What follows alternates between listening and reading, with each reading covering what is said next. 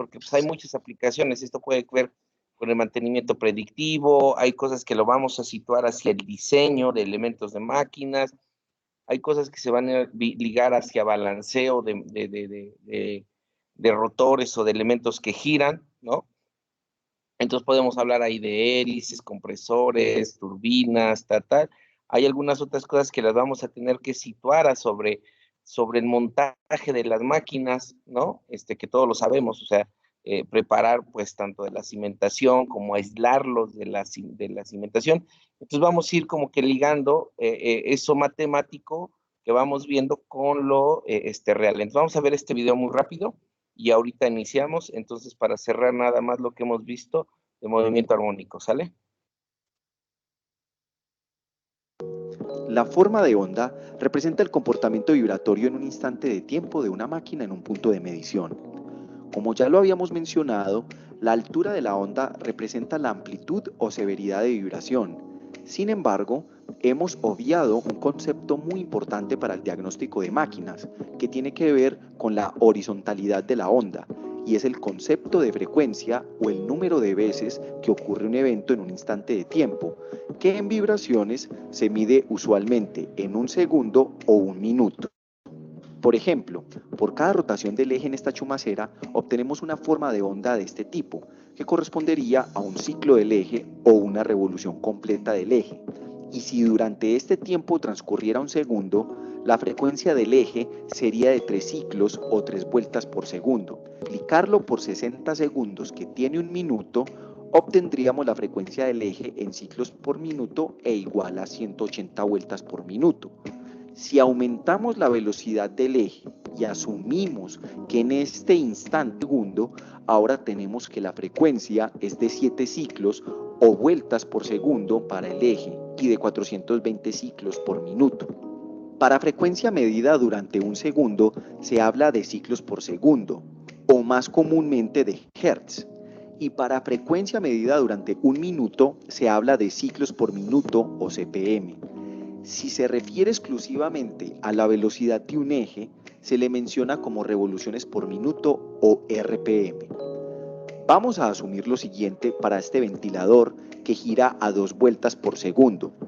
Al registrar la vibración en el rodamiento lado a acople, obtendríamos la forma de onda asociada a la energía transferida por el eje y los rotores de la máquina debido a un desbalanceo o descompensación de masa en el rotor del ventilador, que produce una fuerte vibración a la velocidad del eje, es decir, con una frecuencia de 2 Hz. Adicionalmente, la acción de partículas sólidas que succiona el ventilador golpean cada una de sus 10 aspas por cada vuelta del eje, generando una energía adicional que percibe el acelerómetro con una frecuencia 10 veces más rápida que la del eje o de 20 Hz. Las otras fuerzas alrededor del punto de medición vamos a considerarlas despreciables. En esta representación visualizamos la forma de onda fundamental asociada a cada fuente de energía mecánica en el punto. Sin embargo, en la realidad, el acelerómetro la sensa o escucha de manera combinada, dando como resultado formas de onda compuestas o la sumatoria de las ondas de cada fuente de vibración. Para poder separar la energía mecánica entregada por cada fuente de una forma de onda compuesta, se utiliza un proceso matemático llamado transformada de Fourier, que separa cada onda o fuente de vibración con base a su frecuencia, obteniendo un gráfico que conocemos como espectro de vibración. Para el caso anterior, este sería el espectro de vibración, en donde se puede identificar que la energía mecánica en el punto de medición se debe principalmente al desbalanceo del ventilador que produce un evento por vuelta del eje y a la excitación del paso de aspas del ventilador o conocido en vibraciones como BPF. En este caso, sería bueno realizar un balanceo de la máquina e implementar un filtro en el ventilador para evitar la erosión de las aspas que se están viendo excitadas por el paso de sólidos. El espectro más utilizado para el diagnóstico de fallas en máquinas cuyos ejes están soportados por rodamientos, gracias a que a través de la frecuencia podemos identificar la fuente de vibración así como su amplitud o severidad. Vamos a realizar otro ejemplo para la interpretación de un espectro de vibración. En este caso, nuestro ventilador es movido a través de una transmisión desde el motor por poleas y bandas. La velocidad del motor es de 3.420 RPM o 57 revoluciones por segundo y la relación entre poleas permite una velocidad en el eje del ventilador de 1.140 RPM o 19 RPS. El ventilador con aspas. Al realizar la medición de vibraciones en el rodamiento lado libre del ventilador, obtenemos la siguiente señal, que al descomponerla con nuestro colector de vibración o software de análisis de vibraciones, nos da como resultado este espectro en velocidad, en el cual podemos identificar los picos asociados a la energía entregada por el eje y rotor del motor, así como el asociado al eje y rotor del ventilador. Al multiplicar el número de aspas con la velocidad del eje del ventilador, obtenemos la frecuencia de paso de aspas o BPF. El pico a 60 Hz correspondería a filtraciones de línea o frecuencia a la que oscila el voltaje a través del motor, y el pico a 14 Hz correspondería a la velocidad lineal de la banda al recorrer ambas poleas, que usualmente es inferior a la de ambos ejes. Los picos siguientes, que están distanciados cada 14 Hz, corresponderían a los sacudimientos de la banda, que probablemente esté distensionada.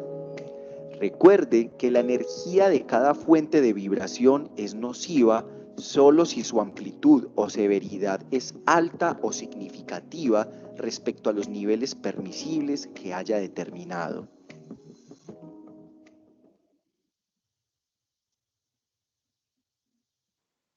Ok.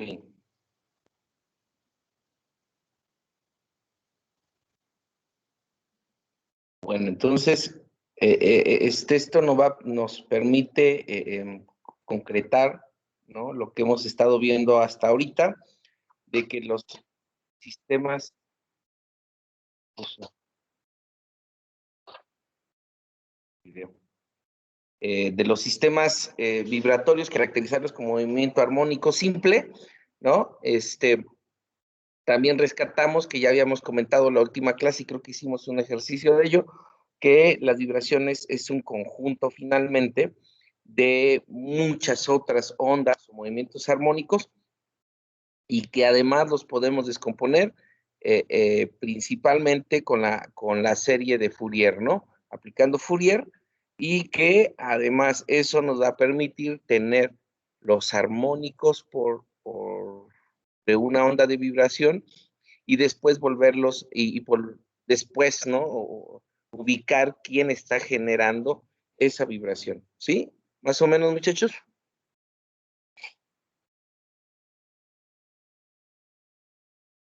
¿Sí le entendimos?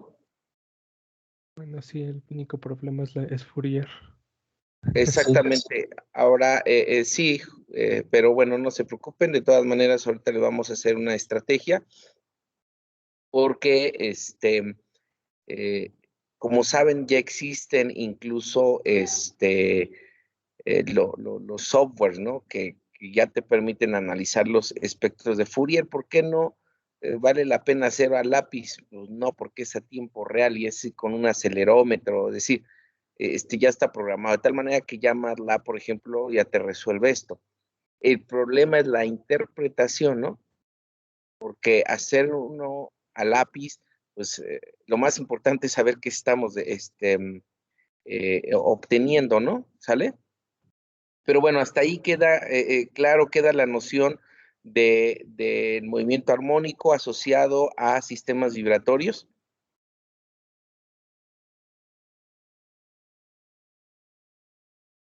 ¿Sí, muchachos?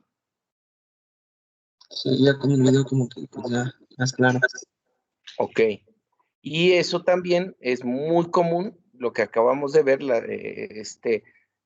medir las vibraciones en elementos, es algo que seguramente se van a encontrar en el campo profesional, ¿sale?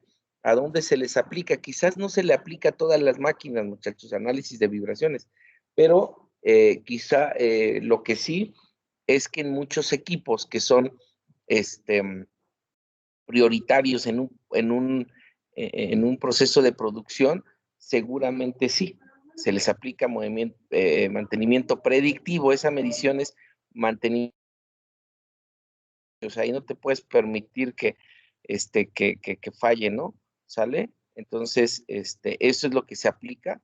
De hecho, cuando hace muchos años que estaba yo en la industria, esa fue una de las grandes motivantes de meterme a la maestría y todo esto, porque a mí me tocaba hacer la planeación de mantenimientos y eran máquinas muy grandes de estirado de cobre. Entonces, son cosas muy grandes, ¿no? O sea, máquinas que tienen tamaño de, pues casi de, ¿qué les diré? Como de un piso y medio de una casa, ¿no? Más o menos un poquito más grandes. Yo creo, no como de dos, no.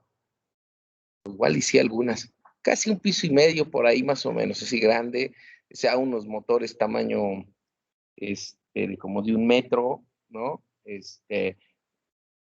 Una transmisión o una corona de la transmisión pues que lo abrazan prácticamente con sus brazos, imagínense ese tamaño, o sea, todo es un poco más grande en esos sistemas de transformación y todo girando, o sea, motores por doquier, sistemas hidráulicos por doquier, y entonces cuando operaban, ¿no? Es muy difícil que tú puedas identificar por el ruido, por todos los elementos que están moviéndose en una máquina, tú puedas identificar específicamente dónde está fallando.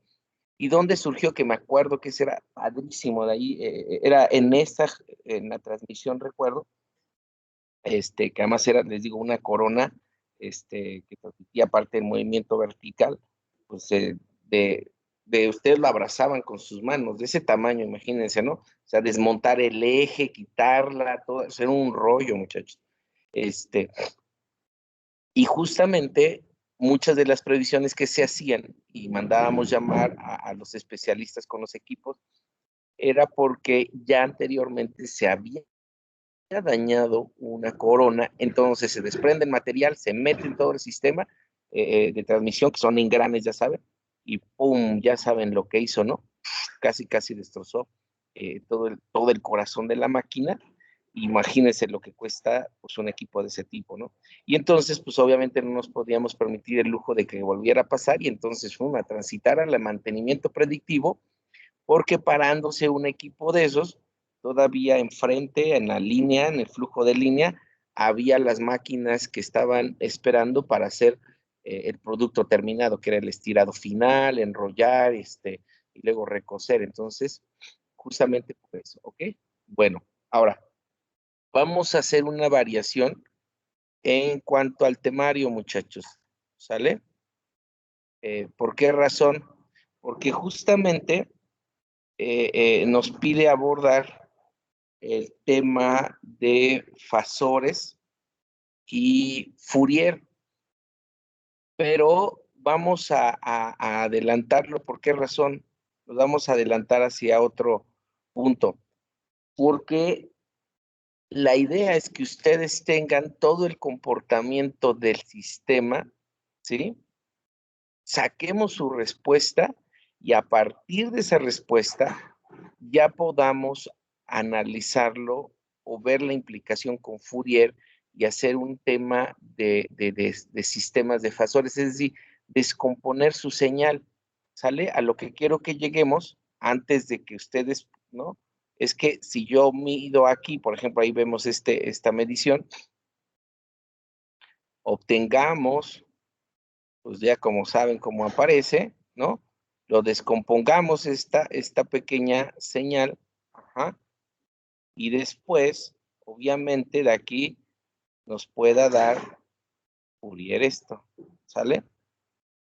Y aquí, por ejemplo, ponemos una X, 2X, 2X, que serían ya los elementos asociados, por ejemplo, pues no sé, con el eje, con la bomba, con el motor, ¿no? Ajá, pero si bien sabemos que esta respuesta, ¿sale? Esta grafiquita que nos vamos a obtener, va a depender de las características que tiene el motor, que tiene este sistema, muchachos, ¿sale?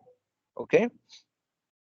Y esos, obviamente, es necesario conocer todo su comportamiento dinámico, ¿ok?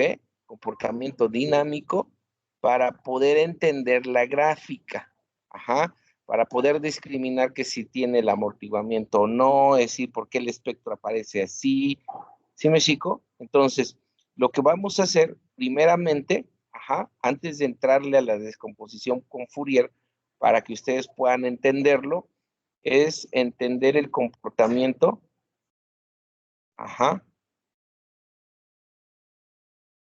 dinámico de los sistemas. Entonces, ahora sí, sabiendo cómo se comporta, de dónde surge y por qué se hace que por qué se provoca cierta respuesta en el sistema, entonces ahora sí ya puedo entender hacia atrás. Me decía, pues ya sé que esto viene, porque es efecto de rigidez, porque esto es por la masa, porque esto, ¿sale? Porque si no se nos complica mucho en mostrar una gráfica así sin saber cómo se comportan los sistemas y pues matemáticamente se puede abordar, ¿sale? Pero sin embargo, no logramos concretar lo que realmente nos importa. ¿Sale, muchachos? Entonces vamos a hacer una variación, es decir, vamos a iniciar la unidad 2, ¿sale? Que es el comportamiento dinámico. Vamos a cerrar todo el tema de modelado de los sistemas ahorita por lo menos de un grado de libertad, ¿sale? Y hasta llegar a su respuesta, y a partir de la respuesta, boom, regresamos otra vez a los temas para poderlo interpretar y saber de dónde vienen las gráficas. ¿Sale, muchachos? ¿Estamos de acuerdo?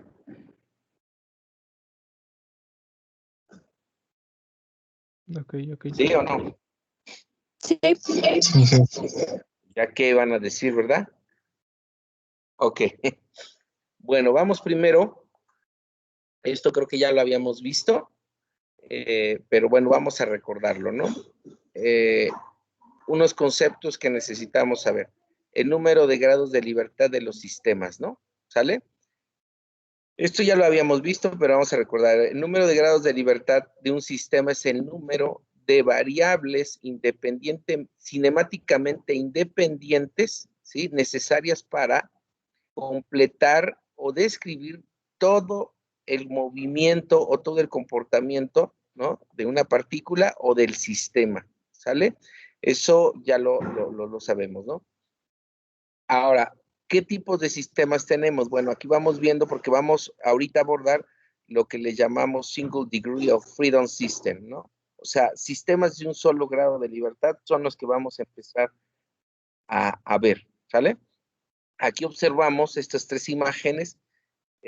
Entonces, los sistemas se clasifican por el número de Degree of Freedom, por el número de DOF, ajá, en inglés, ya saben. Entonces, podemos tener sistemas de 1 grado, de 2 grados, ¿sí? Entonces, a los primeros de 1 grado, los llamamos de simples o únicos, ¿sí? Grados de libertad. A partir de los 2, ajá, ya le llamamos múltiples grados de libertad, ¿no? NDOF, ajá. Y se analizan pues de manera diferente. Esto es importante porque la respuesta de un sistema de un grado de libertad es diferente, o bueno, se parecen, pero para deducirlo requerimos más cosas cuando tienen más grados de libertad. Ahorita lo vamos a ver por qué, ¿no? Entonces, aquí lo que vemos son sistemas, ejemplos de un solo grado de libertad. Observamos que aquí pues hay un soporte, aquí es un slider crown. ¿Se acuerdan que es un slider crown?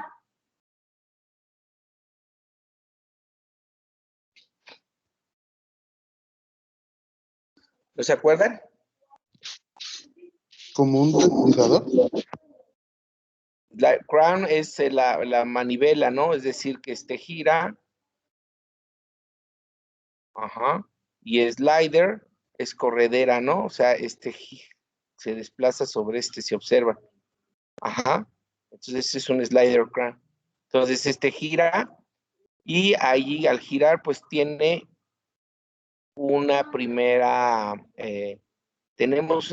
forma que sería la rotación, más bien dicho, los grados, para poder escribir su movimiento, ¿no? Siempre y cuando yo conozca todas las variables, es decir, las variables de longitud. Eso lo damos por hecho que lo tenemos, ¿no? También si observamos, ese movimiento se va a ver concretado, ¿sí? En un desplazamiento X, así, pero finalmente o tengo uno o tengo el otro.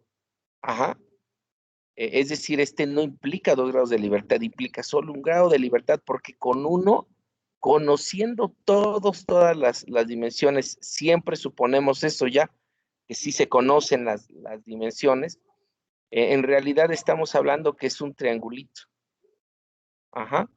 Es un simple triangulito, donde conocemos pues prácticamente dos lados, ¿sale? Y en este caso, X, que por ejemplo sería este, se puede determinar porque tenemos estos dos, ¿no?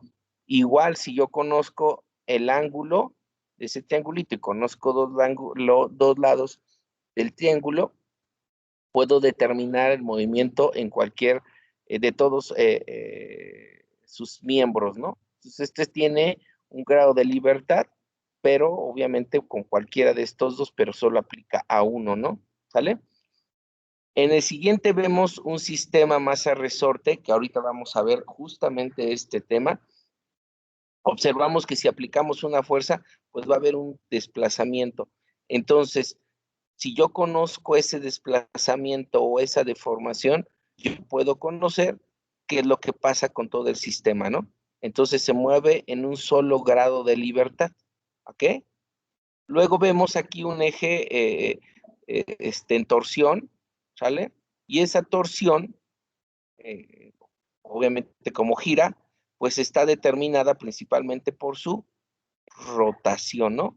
¿Sale? Conociendo su rotación podemos conocer eh, la posición de todos sus elementos, ¿no? Acuérdense que las variables son las independientes, es decir, no son variables fundamentales, ¿no? No son variables como la velocidad. La variable velocidad no es una variable independiente. ¿Por qué? Porque está compuesta por la longitud entre el tiempo. Entonces, esto no es una variable dependiente. Una variable dependiente es longitud, tiempo, ¿no? O pongámosle distancia, y que distancia podemos tener distancia lineal, distancia angular, ¿no? ¿Sale? Que esto es prácticamente lo que estamos haciendo, ¿no? O sea, la longitud lineal o algo es X, y bueno, la rotación son grados, ¿sale? Este es el ejemplo de un grado de libertad, ¿ok? Aquí observamos de 2 grados de libertad, ¿no? Es decir, cuando ya tenemos, por ejemplo, en la primera imagen, la combinación de varios resortes con masas, pero ahorita acuérdense que vamos a retomar el tema de los resortes, ¿sí? Para que no nos quedemos toda la idea de que, pues, en la realidad me van a decir, oye, Javier, pero pues, no, yo no he visto resortitos con masitas que, o sea, ¿no? Claro, no es así, este es simplemente el modelo matemático, pero vamos a verlo, ¿no? Entonces observamos que aquí esta masa, ¿sí? Se mueve, bueno, esta masa 1 se mueve a una distancia X, ¿sí? O tiene un desplazamiento, y también hay un desplazamiento en la masa 2 de manera diferente. ¿Esto por qué ocurre? Porque K1 no necesariamente tiene la misma rigidez que K2. Entonces, eso va a hacer que se muevan de manera diferente. Al tener esto, entonces tenemos un grado de libertad aquí y otro grado de libertad aquí. ¿Sale? Un DOF aquí y otro DOF acá. ¿Ok? Entonces, este tiene 2 grados de libertad. También vemos aquí, digamos, un esmeril doble, una cosa así, ¿sale? En donde, pues, obviamente aquí viene con su chumacera, hay 2 ejes, un eje con 2 discos en rotación. Así es como caracterizaríamos a un esmeril, a algo que esté girando, ¿no? Ajá. Y estas entonces, cada uno de los elementos que giran, ¿sale? Están determinados por quién, pues por la rotación que van a tener, ¿no? ¿Sale? Y después de ello, pues obviamente los momentos polares de inercia, pero esos finalmente no son variables fundamentales. La variable fundamental es cómo gira, cómo se va desplazando para dar vueltas y finalmente concretarlas como revoluciones, ciclos, lo que sea. De tal manera que entonces aquí tiene un grado de libertad y aquí tiene otro grado de libertad. Entonces este sistema es de 2 grados de libertad, ¿sale? Y acá observamos esta masa, la última, en una slider, sí, en una corredera, ajá, slider, una corredera ahí con su elemento resorte que va y viene. Entonces tenemos una primera variable que sería X, ¿sale?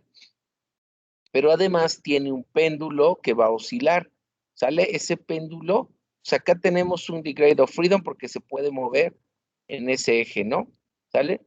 Y este péndulo, ya sea que podamos conocer el ángulo, ajá, o bien el desplazamiento que tiene, siempre y cuando ya sabemos que la longitud del péndulo lo conozcamos y sin ningún problema, porque se vuelve otra vez un triangulito aquí, ¿no? ¿Sale?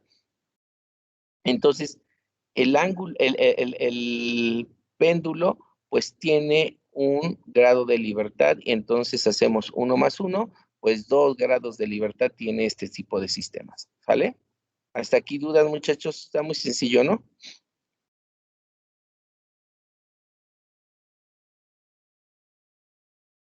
Muchachos. Vamos a hacer ejercicios de esto, ¿verdad? Ah, sí, sí, claro, ¿no? Acuérdense que todo esto es Ok. siempre es lo conceptual, muchachos, nunca le entramos así. Ok, vamos rapidísimo. 3 grados de libertad, 3 masas, 3 grados de libertad. Ahí ya lo podemos entender porque ya lo explicamos el de arriba, ¿no? ¿Sale? Ok. 3 grados de libertad, miren, aquí este dibujo le faltó. Ajá. Aquí lo voy a estar poniendo, lo voy a cambiar. 3 sistemas, un sistema que tiene 3 ejes, imagínense, pues 3, ¿cómo se llama? Engranes sobre un eje, ¿sale? Cada uno de ellos rota, ajá, y está determinado por un ángulo. Entonces también tiene 3 grados de libertad, ¿ok? Un tipo péndulo con 3 masas, ¿sale? Que estén ahí moviéndose, por ejemplificar, porque luego, por ejemplo, estos imagínenselo, ahorita lo van a ver, que van a decir, ¿cómo? Imaginen esto, así tal cual. Este sería la manera de representar a un manipulador robótico, a un manipulador, un robot, como le llamamos, ¿no? Manipulador, un brazo robótico. Este sería un brazo robótico donde están sus articulaciones y tienen masa. Y acuérdense que un brazo robótico, pues algo bien determinante en su diseño es justamente eso, ¿no?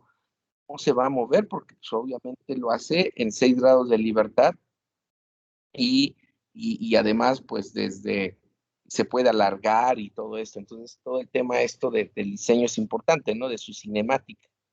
Entonces, esos 3 puntos, este sistema, pues tiene 3 grados de libertad. ¿Por qué? Porque cada masita, sí, ya sea que conozca su ángulo y con eso puede determinar todo lo demás, o ya sea que conozca su distancia que se mueve a la que está aquí, y también con eso puedo conocer esto. Entonces, es uno u otro, ¿sale? Pero entonces solo tiene aquí en este caso 3 grados de libertad, ¿sí? O freedom. Si este girara aquí y este girara y además estos rotaran, así como lo hace nuestra mano, o sea, nosotros cuando lo movemos hacia nuestra cabeza, imagínense, cierren el puño y lo llevan hacia su cabeza, pero también lo puedes ir en el trayecto, ir girando, ajá, entonces ahí tendría 6 grados de libertad. Obviamente los sistemas de 6 grados de libertad ya se imaginarán la complejidad que es. ¿Por qué? Pues porque hay que enlazar todas las ecuaciones, ¿sale? ¿Ok? Bueno. Aquí vemos otros ejemplos suficientes como para que quede concreto esto, ¿no? Esta viga en cantilever apuntalada en su extremo tiene un solo grado de libertad. ¿Por qué? Para ver su movimiento, pues, necesitamos solamente ese ángulo, que ese ángulo además nos lo pueden dar las deformaciones, ¿no? ¿Sale? Esta viga doblemente empotrada, ajá, perdón, soportada, ¿no? Tiene 2 grados de libertad. ¿Por qué razón? Porque observamos que en sus soportes tienen una cierta rigidez, es decir, que se pueden mover de manera diferente. ¿Eso qué significa? Pues significa que quizás aquí tenga un bearing, ¿no? Sí, a un rodamiento, ajá, con ciertas características, ¿no? Sí, acuérdense que todo eso pues, puede ser acá un rodamiento de bolas o un rodamiento de agujas, lo que sea. Entonces va a ser de manera diferente, entonces su comportamiento lo podemos determinar teniendo ese ángulo de cómo se mueve, ¿no? ¿Sale? Y ese es, y el movimiento que tiene el sistema hacia abajo, ¿no? Entonces son 2 grados de libertad el que tiene, ¿no? También aquí vemos otro ejemplo de 2 grados de libertad, un tipo polea, digamos, ¿sí? Donde tenemos una masa, diferentes masas, ¿sí? Este es típico, por ejemplo, los sistemas de los elevadores, los contrapesos de los elevadores. Hay un movimiento asociado a la primera masa, otro movimiento asociado a la otra masa, entonces tenemos 2 grados de libertad. ¿Sale?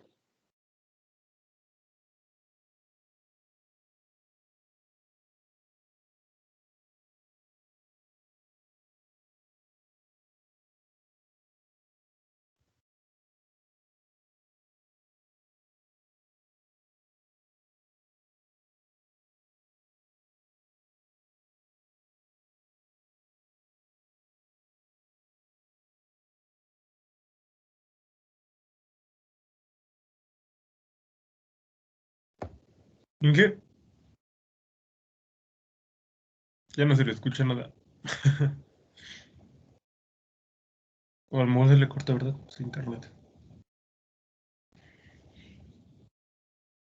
Yo creo que sí. Tan, tan, tan, tan.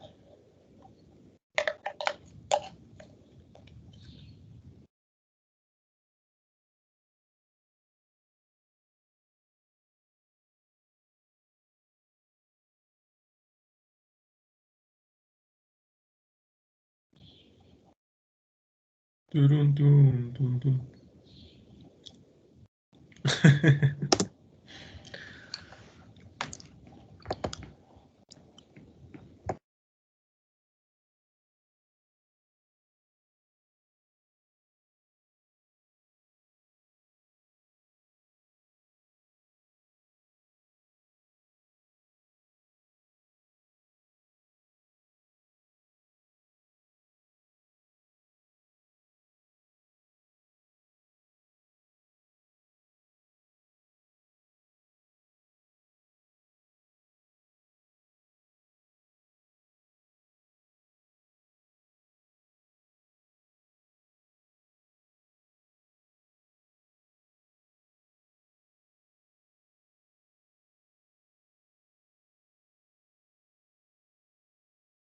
Ya regresé, muchachos, perdón, se me fue el internet. ¿Sí me escuchan? Sí, Inge. Sí. Ok. Ya, de hecho, tuve que contratar 2 servicios, entonces me tengo que estar cambiando de red cuando se me va de uno u otro, pero bueno, la compu no alcanza a reaccionar tan fácilmente para conectarse a cada red. Bueno, estábamos en este último ejercicio, ya ven la presentación, ¿verdad? Ujú. Ok. Sí. En este sistema, que es un poquito más complejo, que es la misma, hay un sistema con polea que rota, ajá, y para pues hay que determinar su rotación por un ángulo. Si mueve a esta masa, perdón, pues tiene también un desplazamiento, y aquí tenemos un X, un desplazamiento. Luego por acá hay un tipo balancín, si observan, va a subir y bajar, y se va a inclinar, digamos, porque de este lado también en A y B tiene como un tipo de resorte o algún elemento que lo hace que se incline. Entonces tenemos también aquí pues otro ángulo, Y finalmente también hasta la parte última entre CD tenemos un balancino, también va a estar moviéndose, inclinándose, yendo para abajo según sea el movimiento de los otros componentes. Entonces también tenemos otro ángulo de rotación. Entonces, este sistema tiene 1, 2, 3, 4 grados de libertad, ¿sale? Entonces, este es lo fundamental que necesitamos para saber cuáles son los grados de libertad de un sistema y obviamente lo primero que vamos a empezar a saber de todos los sistemas es cuántos grados de libertad tiene, ¿no? Entonces vamos a empezar nosotros generalmente con un grado de libertad, ¿sale? Hasta ahí, ¿dudas, muchachos, en grados de libertad?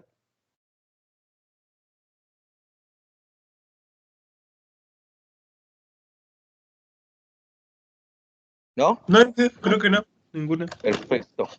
Luego, ahora sí, vamos a entrarle a lo que más nos interesa. Los componentes básicos de un sistema mecánico en función de vibraciones, ¿sale?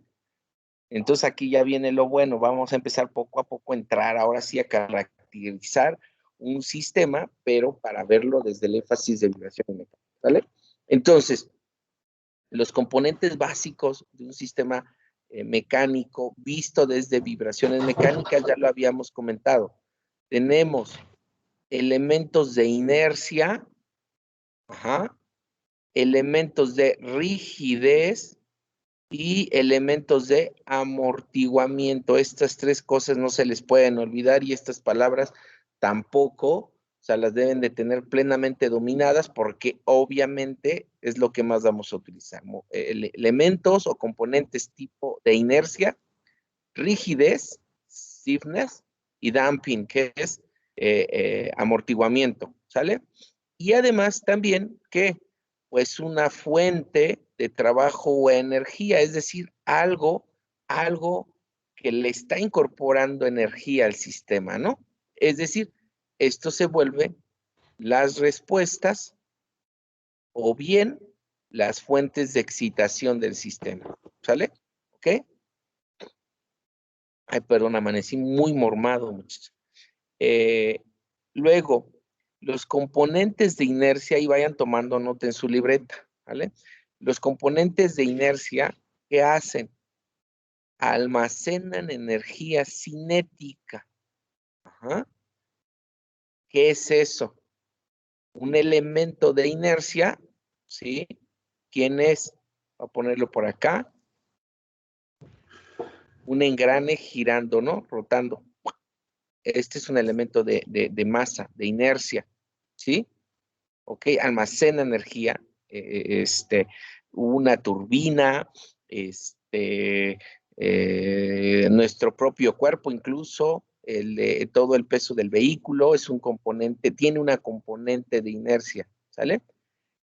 Luego, y generalmente, o bueno, no generalmente, todos los componentes de inercia están asociados a unas componentes de masa, ¿sale? Luego los componentes de rigidez, ¿sale? Almacenan energía potencial, por eso, es decir, como que la liberan, ¿sale?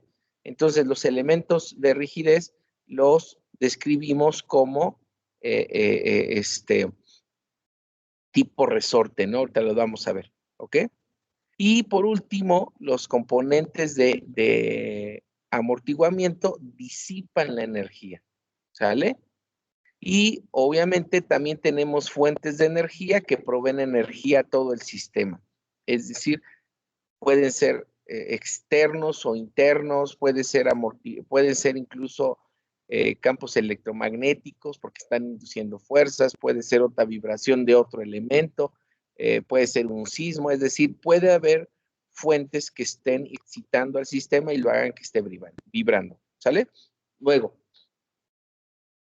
en general, estos sistemas, ¿sale? Primeramente, los tipos los de rigidez los nombramos tipo resorte. Ajá, son los spring. Y los denotamos con la letra K. eso ya lo saben ustedes, ya lo hemos estado comentando, ¿sí? Los de amortiguamiento, ¿sale? Los describimos, se denotamos con la letra C, ¿sale? Y todos los elementos tipo inercia los colocamos como M, ya sea M mayúscula, bueno, vamos a ponerle aquí minúsculas, aunque vamos a describir seguramente en algunos ejercicios vamos a utilizar M mayúscula o M minúscula, según al nivel de que estemos analizando el sistema, ¿no? ¿Sale? Entonces, esos tres sistemas son los que siempre van a estar en el modelado de un sistema mecánico de vibratorio. Entonces, ¿cómo están relacionados estos elementos? Pues ya lo hemos comentado. Los elementos inercia están asociados a las fuerzas, ¿sí?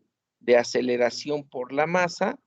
Entonces, los elementos inercia tienen que ver con la aceleración. Los elementos de amortiguamiento, como disipan energía, dependen de la velocidad, ¿sale? Y los elementos resorte, ¿sale? Generalmente, bueno, es que espérenme, es que generalmente, permítanme, si no estoy cometiéndoles un error. Es que en general, perdón, lo hacemos así es la expresión, muchachos. Primero la masa con la aceleración, luego el amortiguamiento con la velocidad, ¿sale? Y por último, los elementos de rigidez o tipo resorte, pues están caracterizados por su constante de rigidez y solo están asociados a los desplazamientos que tiene el sistema, y esto es igual a, como ya dijimos, que además tienen fuentes de energía, pues pueden estar asociados a una respuesta de excitación, aquí así, ¿sale? Entonces, así es como nosotros podemos caracterizar a todo un sistema, sistemas inerciales o tipo masa, sistemas o componentes tipo de amortiguamiento, ¿sí? Y de rigidez, ¿ok? Y esta es la fórmula fundamental, ¿sí? De segundo grado, ya saben, del movimiento rotatorio. Ese ya lo describimos, ya lo deducimos, muchachos. Finalmente, lo que estamos hablando aquí, observen, ¿por qué nosotros igualamos a una fuerza? Dice, todo esto es igual a una fuerza. Ah, pues sí, ¿por qué razón? Porque en realidad, aquí lo que nosotros tenemos, la masa por la aceleración es igual a una fuerza. Esta es la fórmula tan sencilla de F es igual a M por A. ¿Ya observaron? ¿Ok? La fuerza de la velocidad con el amortiguamiento, que seguramente no lo han visto en algún momento, simplemente es el amortiguamiento, ¿sale? Por la velocidad. Y por último tenemos la fuerza, esta sí la conocen por la ley de Hooke, la fuerza es igual a K por X. Esta es ley de Hooke. Si observan, en realidad lo que estamos representando es la suma de tres fuerzas que están excitando a todo un sistema y entonces le está haciendo vibrar. ¿Sale? Muchachos, ¿hasta ahí vamos bien?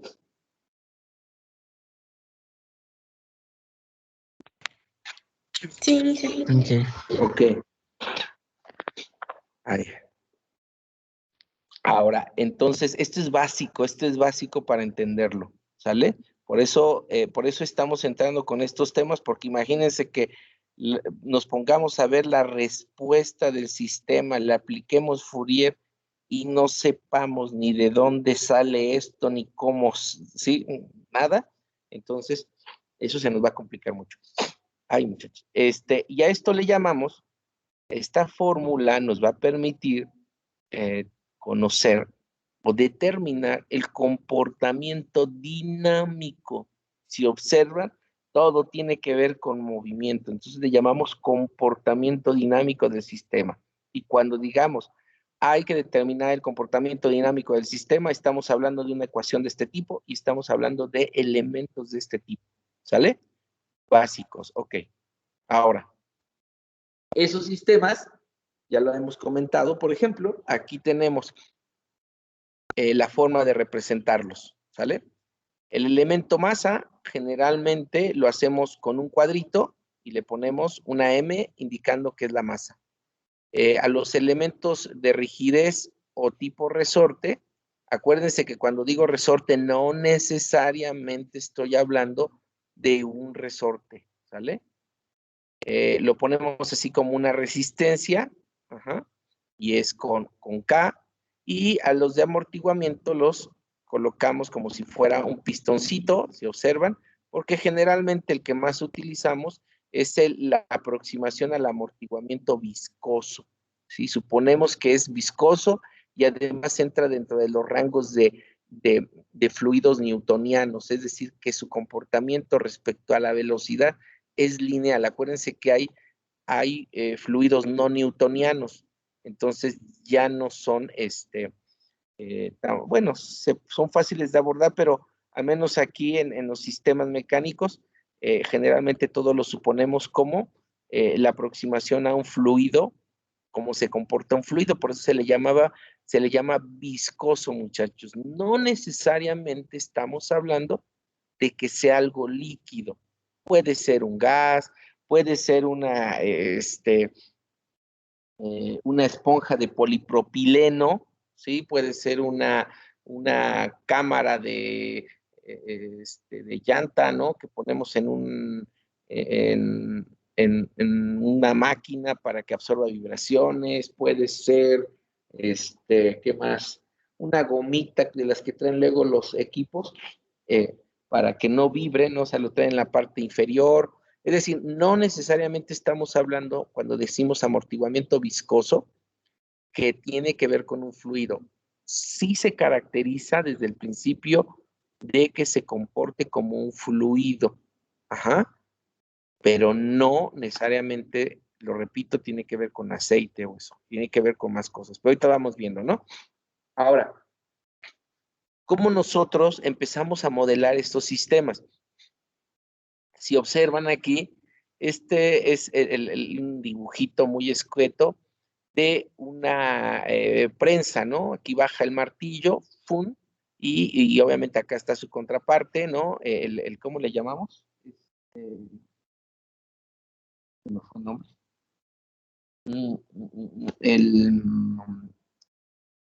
Ay, se me fue. Marco.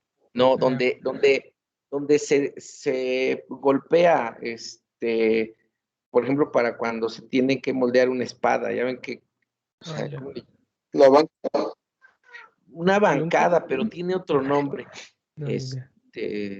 Híjole, ya no recuerdo, ahorita me tengo que acordar, pero bueno, finalmente lo que nos dice aquí, bueno, esta está golpeteando, ya sabes, es una tipo forja, ¿sí? O una prensa, algo que está ahí subiendo y bajando. Obviamente tiene su marco, observen, tiene su marco, el flame, ¿sale?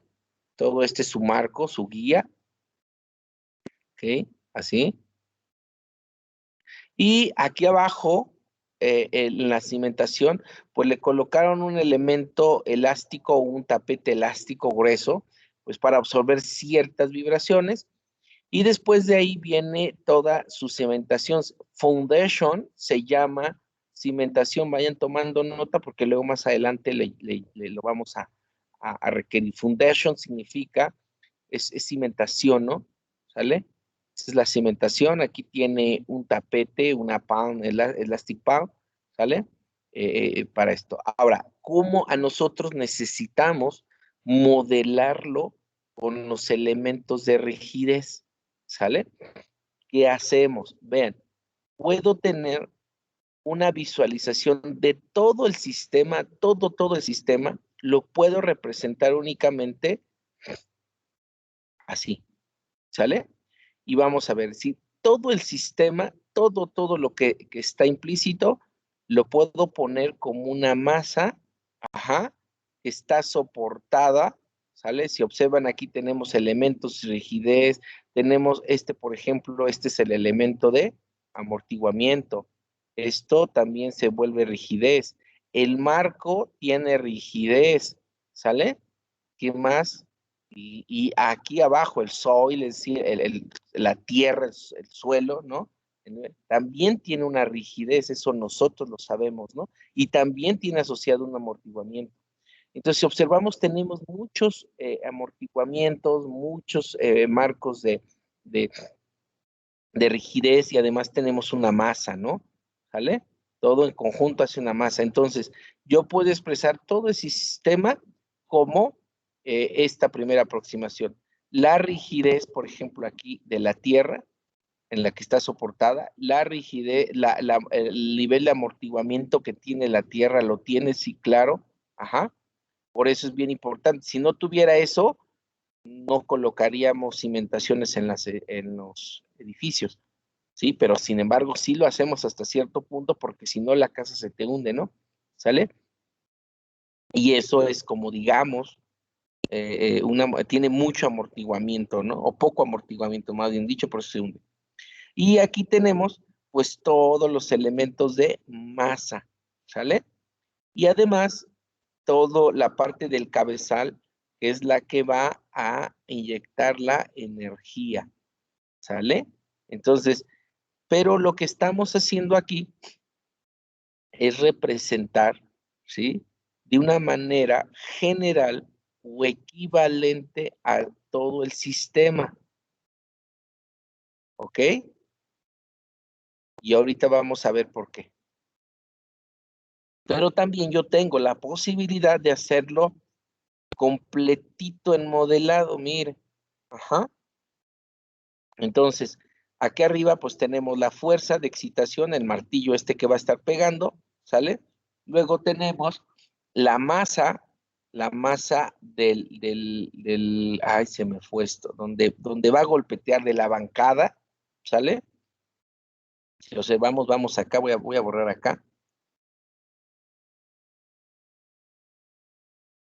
Voy a borrar todo esto para ir viendo en dónde vamos, ¿no? Ok, y después viene, pues vamos aquí, miren. Aquí tiene masa, nada más, ¿sale? Y luego, pero esa masa, si observan, está soportado por un tapete elástico, por un aislante, ¿no? De vibraciones. Y también tiene rigidez y también tiene amortiguamiento, las dos cosas, ahorita vamos a ir viendo, ¿sale?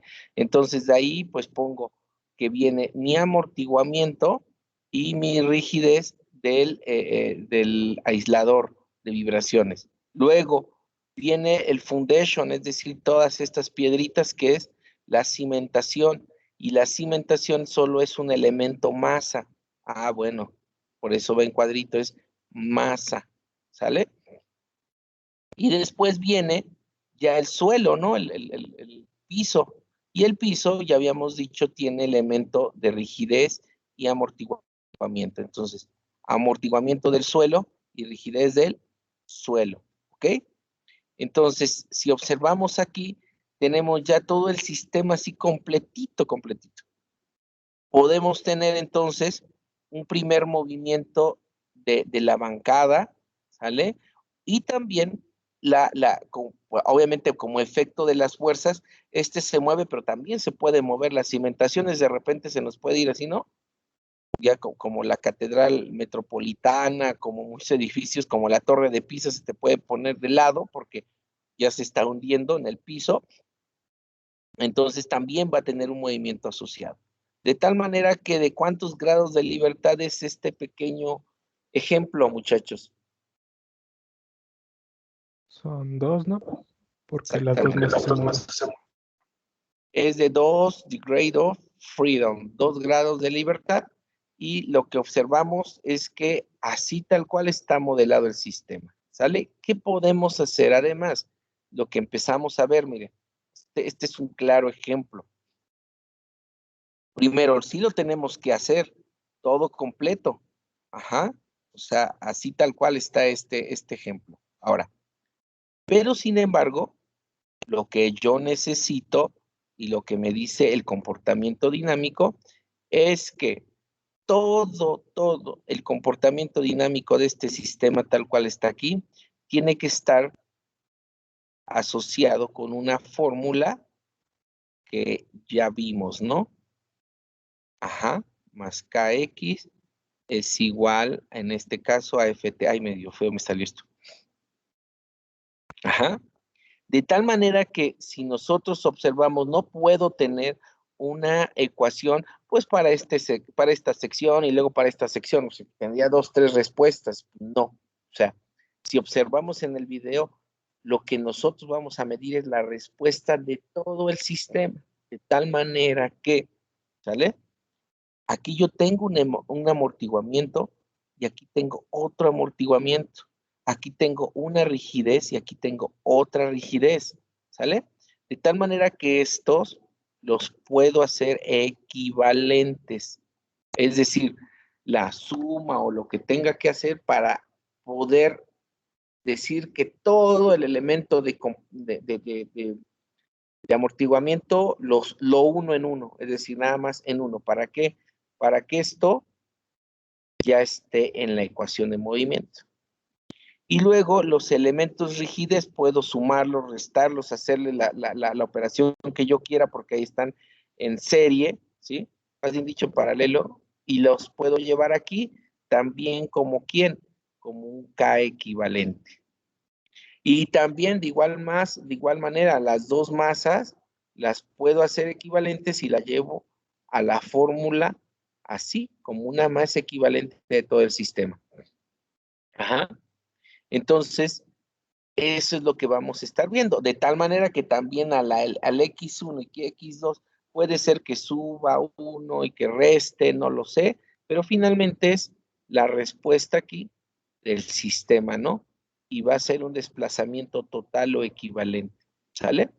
Entonces, por eso era básico poderle entrar. ¿Por qué razón? Porque a esto, porque entonces yo tengo una respuesta de un sistema que viene así todo feo, ajá, y digo, y lo descompongo, digo, ¿y eso qué rayos? O sea, ¿dónde lo ubico? Yo no sé ni cómo se comporta esta cosa, entonces, no sé, es más difícil conceptualizar esas cuestiones matemáticas, ¿sale? Ok, hasta ahí dudas.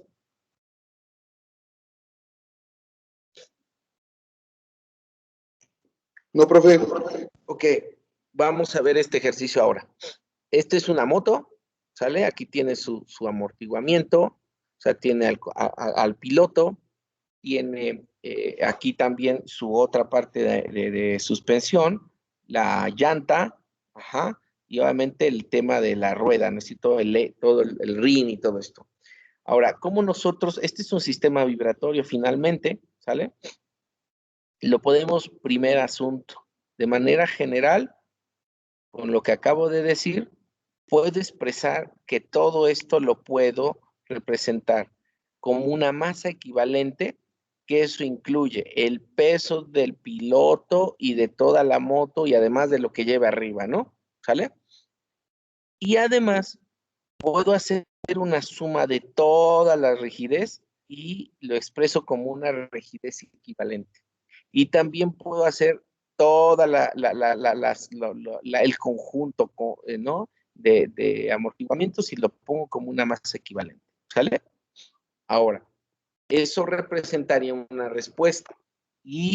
Pero sin embargo, también puedo irme más a detalle, más a detalle. ¿Por qué razón? Porque la masa equivalente, ¿sí? Va a ser la masa de quién? Del piloto y del vehículo. Ajá, ahí está la masa equivalente. También podemos tener donde, vean, si nosotros lo vemos en las dos llantas, ¿sí? En las dos llantas tenemos elementos de amortiguamiento, aquí, ¿sale? O sea, estos elementos de amortiguamiento, los struts, ¿sale? Después tenemos la masa de la llanta, estamos a este nivel de la llanta, ¿sale? Y después de la llanta, todavía sobra un gran tramito de aquí a que llegue al piso, ¿sale? y aquí ya no está actuando el amortiguador, ya no tiene elementos de amortiguamiento, sino nada más tiene elementos de rigidez, ¿sale? Entonces, viene la parte de su rigidez. Y esto es una llanta, y del otro lado tendríamos otra llanta. Entonces, si observan, yo puedo sumar todas las rigidez, tal, y entonces caracterizarlo quizás, y ahora de regreso para una equivalente. ¿Sale? ¿Ok? ¿Más o menos? Ok. Sí. Y todavía nos podemos ir a más detalle, ¿sale? A más detalle. Es decir, que también el vehículo, el piloto, ahora vamos a desmenuzar al piloto. El piloto también tiene una masa, evidentemente, y también supone un nivel de rigidez y amortiguamiento, ¿sale? No es lo mismo, ustedes lo sabrán. Imagínense que hiciéramos ese experimento, que nosotros nos subimos a la moto y empezamos a medir su respuesta a nosotros, ¿no? Y pongamos un maniquí completamente de madera, ¿no? Con nuestra misma complexión, así exactamente. Y los ponemos a prueba en una cabina, le ponemos a ver cuál elemento va a vibrar más, y vamos a observar de manera natural y por obviedad que el maniquí de madera, que se parece exactamente igual a nosotros, vamos a observar que su vibración es mayor. Sí lo entendemos, ¿no? ¿Por qué razón? Pues porque no tiene elementos que absorban energía, y sin embargo nosotros sí lo tenemos. Ajá. Entonces también tenemos elementos de rigidez y amortiguamiento. ¿Dónde se da eso? Pues con la propia piel, con el propio cuerpo, ¿no? Que absorbe. Entonces, eso no lo haría el maniquí de madera. Así se imaginan el experimento, ¿no? El maniquí pues estaría bote y bote, ¿no? Porque no hay forma de que almacene energía. ¿Sí o no? Mande, perdón. Ya que el magnetismo es rígido, Mande, no se escuchó bien, perdón.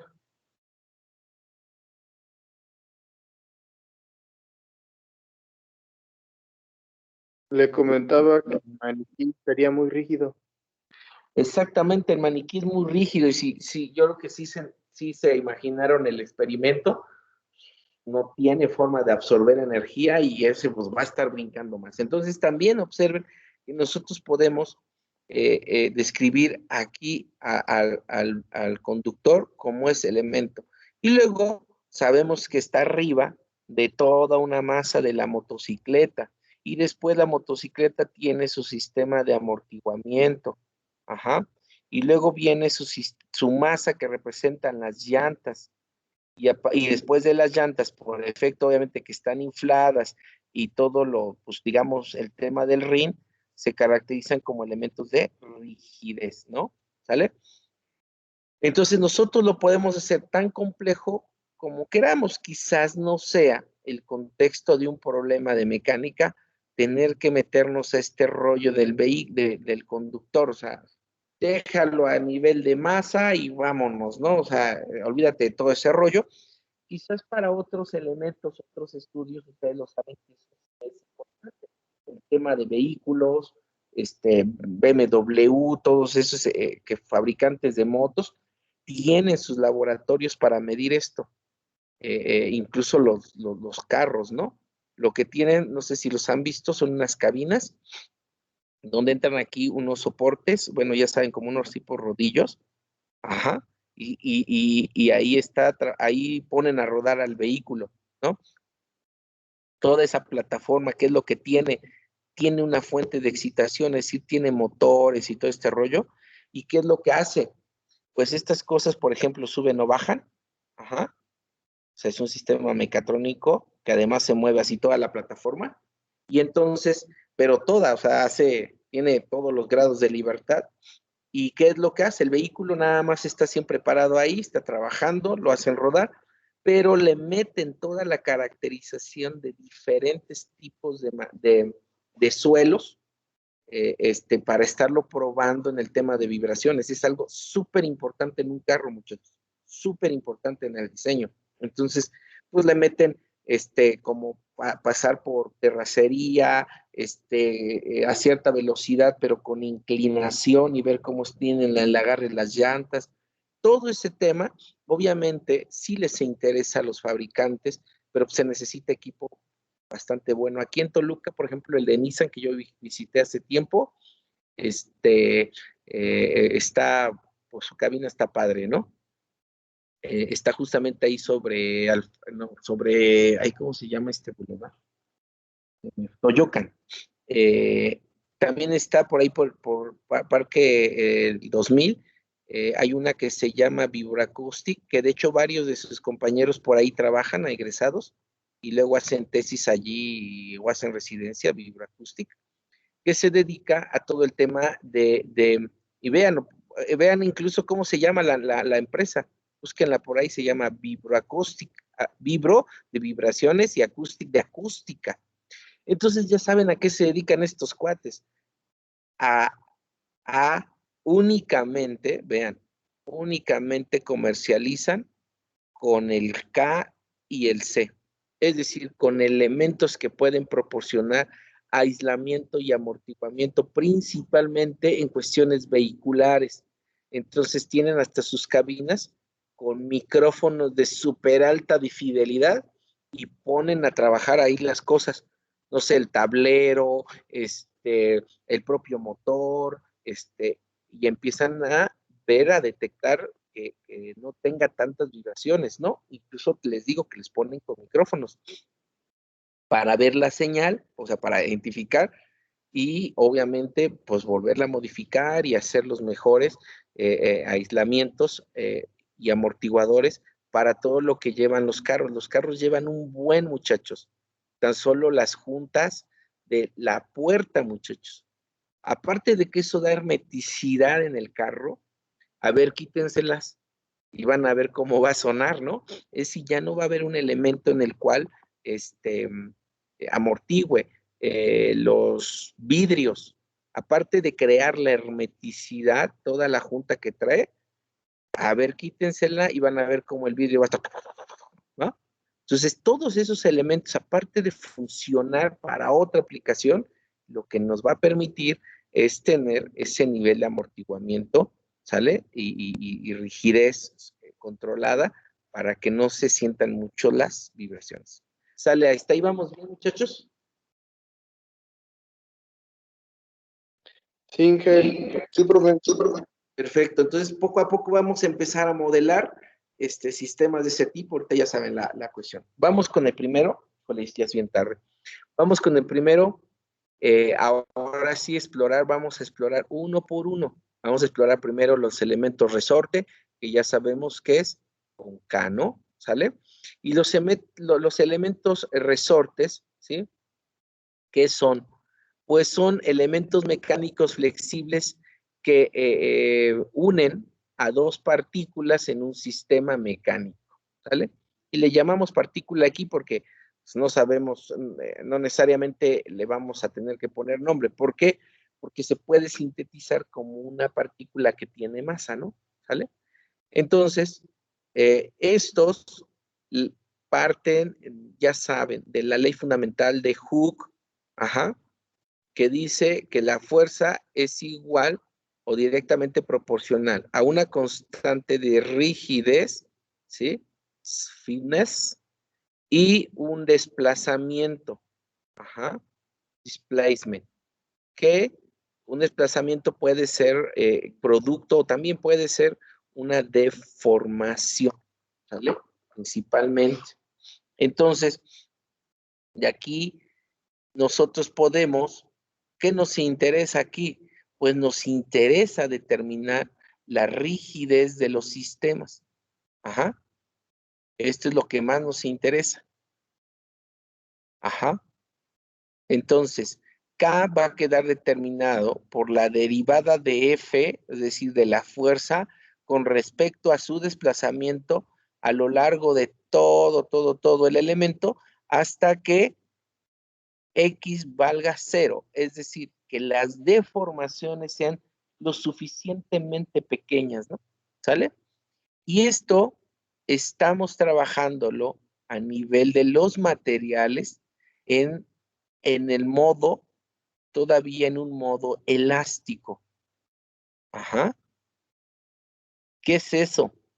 Esto solo funciona, este principio solo funciona para, si nosotros recordamos, el diagrama esfuerzo-deformación, ¿vale?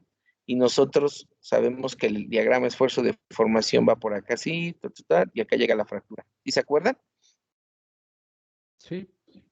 ¿Ok? Por aquí tenemos al límite elástico, pero a partir de allí hasta acá, ¿sale? Esta región es plástica. Esta es la región plástica. Es decir, el material ya no opone resistencia. Pero justamente antes del límite elástico observamos que esta recta que puse aquí, la pendiente de esta recta es E. Es decir, al famoso módulo El de Young, ¿no? de Young. Entonces estamos en esta región. Y entonces nosotros decimos que en esto, o sea, en este módulo le llamamos, en este comportamiento es elástico. Antes del límite elástico le llamamos comportamiento elástico. Siempre decimos que en esa región, al dejar de aplicar la fuerza a un sistema, ¿qué va a pasar con los elementos? Va a regresar a su forma original. Exactamente, ¿sale? Esto es básico, muchachos, porque si no, ahorita vamos a ver, que si no conceptualizamos esto, así, ¿por qué, no? O sea, ¿por qué ahora me dices que tenga que meter el módulo de Young y el cortante y Poisson? Ah, por esto, muchachos. Entonces, toda la elasticidad de los materiales, ¿sí? O el modo elástico, cuando se trabaja en el modo elástico, elasticidad, tenemos tres variables o propiedades fundamentales para entenderlo. Módulo de Young, ajá, ese ya lo saben ustedes. El módulo cortante y Poisson. ¿Sale?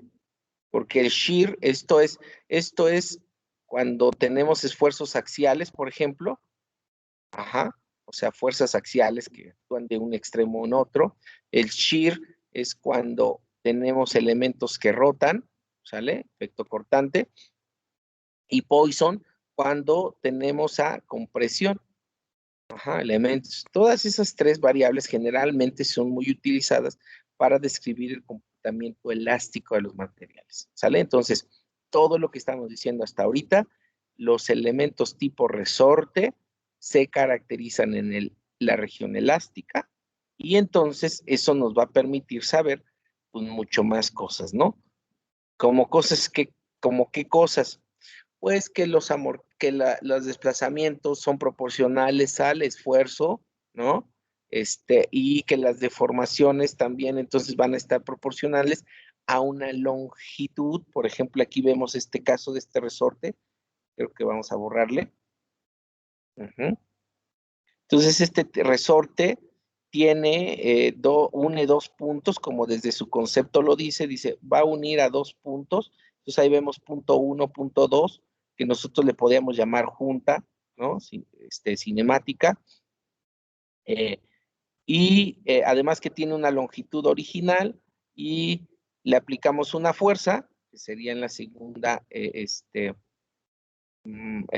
dibujito, le aplicamos una fuerza y entonces lo que vamos a observar es que esta fuerza que estoy aplicando va a haber una fuerza en contraposición aquí y de manera negativa, claro, yo lo sé porque su reacción, ya lo sabemos, también se va a desplazar una cierta posición y entonces lo que va a hacer es que la longitud original vamos a tener que sumarle lo poquito que se estiró ahora y entonces nosotros le llamamos a esto deformación o también con épsilon, así.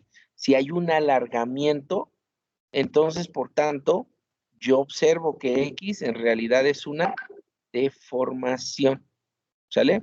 Y luego, como está en modo elástico, dejo de aplicar la fuerza, pum, desaparece, ¿no?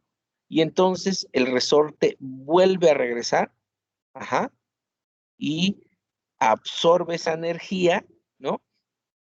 Y va a tratar de llegar a su posición de equilibrio, ¿sale? Esto es lo que expresa que un elemento sea elástico, ¿sale? ¿Ok? Luego, ¿qué también va a hacer? Pues los elementos resortes también van a hacer un trabajo, ¿sale? Un trabajo que va a depender de quién, pues justamente eso, desde U, que le llamamos así, el trabajo que va a ser del punto 1 al punto 2, y es la integral, es decir, el área bajo la curva de la zona elástica, desde la posición 1 hasta la posición 2. Y simplemente es, obviamente, la rigidez con los desplazamientos, la derivada de los desplazamientos. ¿Vale? Esto lo vamos a estar viendo. ¿Ok? También los resortes acumulan energía potencial, ¿sí? Bx, ¿vale? Así lo vamos a denotar nosotros. Y es un medio de K por X al cuadrado, ¿ok? Esto vamos a ir viéndolo poco a poco, ¿no? Luego, ¿qué otra cosa tenemos aquí? También podemos tener resortes no lineales, ¿sale? ¿Y cómo podemos representar su respuesta? Bueno, que la fuerza que se aplica a un resorte, ¿sale? Es igual a las constantes asociadas con la parte lineal del resorte, ¿sí? Por los desplazamientos, ¿sale? Y las partes que están asociadas con el comportamiento no lineal. ¿Eso qué significa? Si nosotros agarramos un resorte de resortera, digamos, ¿cómo le llaman esto? Sí, un resorte, ¿no? De las resorteras. ¿Cómo le llaman ustedes? Sí, las resorteras, ¿cómo le llamamos también? Flechas, ¿verdad? Sí. Ándele, de las flechas. Nosotros, cuando le empezamos a aplicar fuerza, hasta cierto momento el resortito regresa a su posición original, por eso es que funciona la flecha. Pero si nosotros le seguimos dando más y más y más y más, de repente van a observar que el resorte como que se desvanece, se hace, coloquialmente se hace guango, digamos, si ya no tiene la misma consistencia, pero sin embargo sigue generando una respuesta. Entonces, ahí observamos que algunas cosas les va a pasar eso, va a haber un comportamiento lineal, pero también va a haber un comportamiento no lineal, ¿sale? Y entonces esa es la expresión que tenemos para los resortes, ¿ok? Y aquí tenemos una situación que vamos a estar utilizando en problemas, ¿no? Se dice que un resorte es duro, ¿sale? Si B es igual a 0. O sea, se elimina esto y solo la respuesta depende de la parte lineal, ¿sí? Y así es igual a, digo, perdón, si es mayor a 0, perdón, aquí estoy viendo mal. Si es mayor a 0, entonces espérenme, aquí vamos a poner esto, sí. Es decir, que no vale 0. Significa entonces que tiene una parte no lineal. Ajá. Luego, si es a 0, si B es igual a 0, ahora sí, es un resorte, a ver, espérenme, sí, exactamente, es duro, perdón, aquí yo me estoy confundiendo.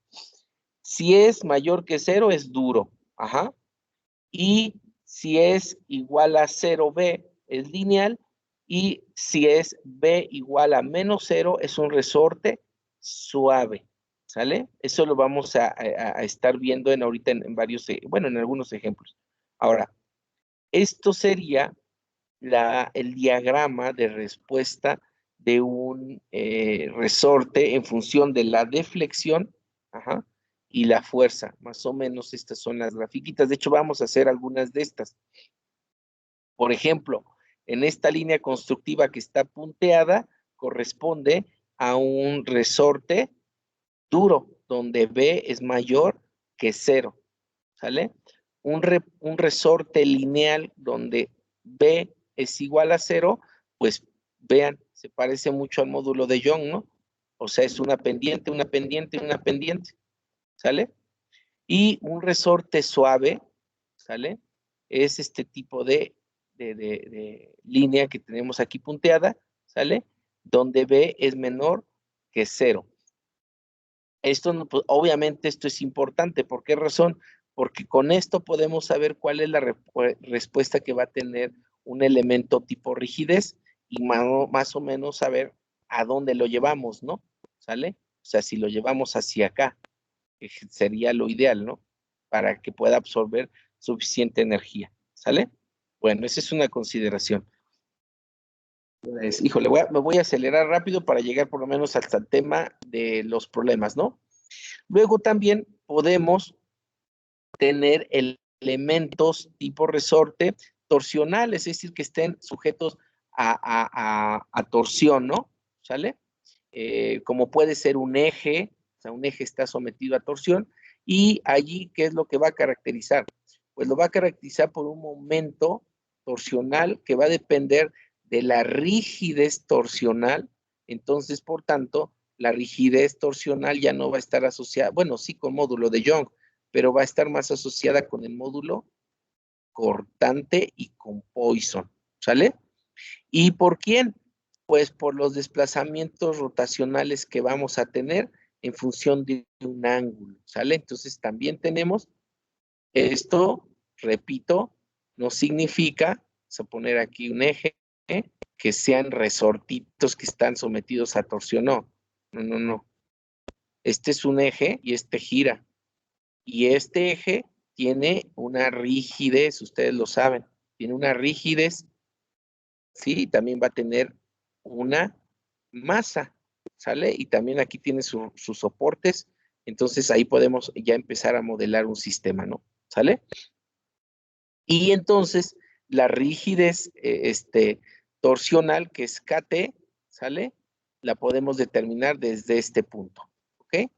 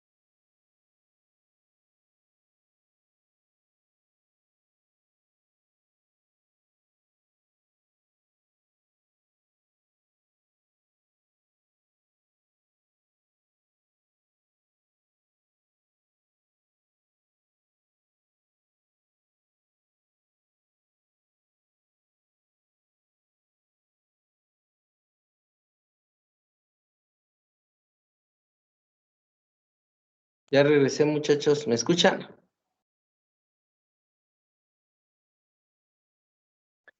Inge, Sí, Ahora se fue la luz. ¿Se le escucha? Sí, ahora se fue la luz. Vale. Ay, ya ha estado puras Está muy fallas. loco su día ahora. Ahora sí, exactamente. Espera. Ok, vamos rapidísimo. También, obviamente, podemos tener elementos resortes tipo helicoidales. Es decir, ahora sí podemos hablar de los resortes que tienen los sistemas de suspensión, resortes que tienen muchos sistemas, pero ahora sí, tal cual nosotros los conocemos, ¿no? Helicoidales, así. Todo lo de acá arriba para acá, acuérdense que no es un resorte como tal, es decir, puede ser una viga en cantilever y esa rigidez la tiene esa viga, puede ser un eje rotando, puede ser una torre, o sea, N cantidad de cosas tienen elementos de rigidez. Pero ahora sí también podemos saber que hay elementos, sí, tipo bobina helicoidales, como nosotros los conocemos.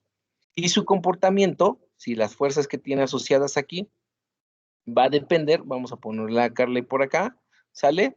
A sus desplazamientos, ¿sí? O el cambio de longitud va a ser igual a 64 por la fuerza, por el radio que tiene o sea, el espiral, ajá, el radio con el que está hecho todo el resorte, por el número de vueltas, ¿sale? Por el módulo cortante y su diámetro que tiene ahora la bobina, o sea, todo el enrollado, ¿no? ¿Sale? Y con eso podemos también nosotros determinar la rigidez que tiene un resorte como tal, ¿ok? Que eso es lo que vamos a estar viendo, ¿ok? Luego, ahora sí, también entonces muchos elementos tienen constantes tipo resorte, es decir, constantes de rigidez, ¿vale? Y a ver si con esto queda un poco más claro. Es decir, podemos tener elementos propiamente resortes y que su rigidez está determinada por esta formulita. Vamos a ir viéndolos uno por uno, ¿no? ¿Sale? O sea, aquí, por ejemplo, vemos el diámetro de toda la bobina, coil es bobina, ¿sale? Es decir, es de aquí a aquí, ¿no? O sea, todo ese diámetro que genera y el número de vueltas, ¿no? Y además necesitamos también el diámetro del cual está hecho el alambrito, ¿no? ¿Sale? Luego, por ejemplo, una viga en cantilever, ¿sale? A una longitud L, su rigidez va a ser igual al módulo de Young, a su momento polar, momento de inercia, entre la longitud. No se ve muy bien allí, ¿sale? Una viga en cantilever con doble o con fuerzas, ¿sale? Aquí es con momento, aquí es con un momento, aquí es solo aplicando una fuerza, su rigidez cambia, observen, 3 veces el módulo de Young por el momento de inercia entre L al cubo. Es así como nosotros determinamos la rigidez del sistema, ¿sale? Luego, por ejemplo, una viga que está soportada en ambos lados, ¿no? ¿Sale? Y que tiene una fuerza puntual a la mitad, su fórmula de rigidez es esta, ¿sale? Con una viga, ¿no? Con una que está doblemente empotrada aquí, si por ejemplo este es un sistema hiperestático, ¿no? Aquí también tiene su forma de calcular la rigidez, cuando la fuerza está, pues no necesariamente a la mitad, está, pues en alguno de sus extremos, ¿no? También tenemos fórmulas para calcular rigidez, ¿sale? Si entonces se observan, obviamente esto lo tenemos que consultar, hay más, hay mucho más, les voy a subir más, todavía más elementos. No es la intención que se aprendan la fórmula, jamás, sino saber que obviamente existen estos parámetros para calcular a los elementos de rigidez, ¿sí? En esto. Entonces se observa que con esto ya podemos entender que los elementos tipo resorte o los elementos tipo rigidez no necesariamente son resortitos. Y aquí vemos más, ¿no? ¿Sale? O sea, un tipo de mecanismo como este, ¿vale? O algo como esto. Es decir, hay más formas y les voy a ir subiendo más de elementos de este tipo. ¿Sale, muchachos? ¿Ok? Bueno, ahí le vamos a dejar. Y mañana, ya con esta cuestión teórica, que más o menos explico, que espero que no haya sido muy rápido y la hayan entendido, ahora sí vamos a hacer puros problemas, ¿no? ¿Sale? De cosas que involucren resortes. Sale puro resorte. ¿Ok? Vamos a ver ahí algunos casos. Entonces, pues le vamos a parar hasta el día de hoy. ¿Cómo vamos? ¿Sí le entendieron más o menos? Sí, Inge, pero ¿podría subir esta presentación? Es que creo que sí, más o sí, menos se las voy a subir. Sí, se las voy a subir. Yo creo que sí. Déjenme ver si ya tengo, lo que quería es que tuvieran. Sí, yo creo que se les subo. Lo que vamos a ver de ahorita de puros resortes, se los subo y luego ya se los complemento porque vamos a ver los elementos tipo amortiguamiento y tipo de masa, ¿no? Ya saben, los inerciales, también los vamos a ver. Entonces, yo creo que mañana, esta semana, terminamos los tipos resorte, muchachos. Ajá. Y van a ver que está interesante la cosa, ¿no? Ahorita que ya empecemos a hacer ejercicios y cómo están vinculados a todo el sistema, ¿no, muchachos? ¿Vale? Ok, sí. Muy bien, así vamos bien, de ritmo. No se están, así yo sé que sí se están aburriendo, pero bueno, pues ya que le hacemos ahora regresando de vacaciones, yo creo que vamos a que ustedes primero tengan el material y luego ya nada más lo comentemos en clase, ¿no? Pero eso les lleva doble esfuerzo, ¿no? Estar en clase y tener que estudiar, pero bueno, ahí ustedes vayan diciéndome si vamos a buen ritmo, si le vamos entendiendo o no, qué otra cosa le podemos meter para que no sea tan monótono. Ya saben que con toda la confianza, yo estaría, escuchándolos. ¿Sale, muchachos? Muchas gracias, Inge. Pues ahorita ¿Sale? nos podemos ir así todavía esta semana. Ya regresando, si quiere, podemos dialogar. Va. Sí, ya saben, es que con toda la confianza, porque del otro lado también uno, pues está acostumbrado, ¿no? A seguir estas rutinas, entonces del otro lado también puede decir, oye, ¿por qué no le hace mejor así? O tal, ese tipo de cosas, ¿no? Y eso es bien importante para nosotros, muchachos. ¿Sale? Bueno, entonces nos vemos el día de mañana, muchachos. Que descansen, ¿no? Gracias, igualmente, Inge. Gracias, bonito día, adiós. Nos vemos. Inge. Buen día.